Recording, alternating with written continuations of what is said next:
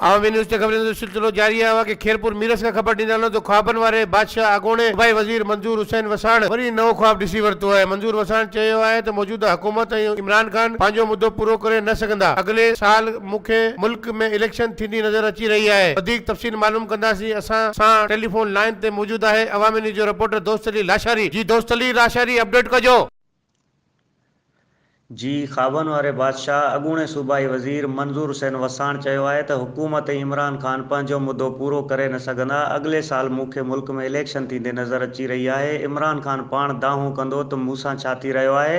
साफ़ इन सां ॻाल्हाईंदे मंजूर वसाण चयो त साबिक़ जनरल परवेज़ मुशर्रफ खे ॾे आणण लाइ दिल ऐं हिम्मत हुजणु घुरिजे जेका मौजूदा हुकूमत वटि न आहे। हिन चयो त साबिक़ सदर आसिफ अली ज़रदारी ऐं नवाज़ शरीफ़ में मुलाक़ात APC में थी सघे थी।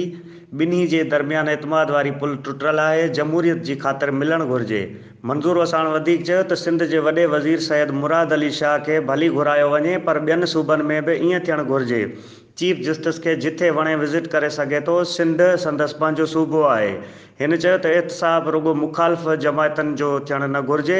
एहतसाब जी शुरूआत 1992 खां शुरू करणु घुरिजे।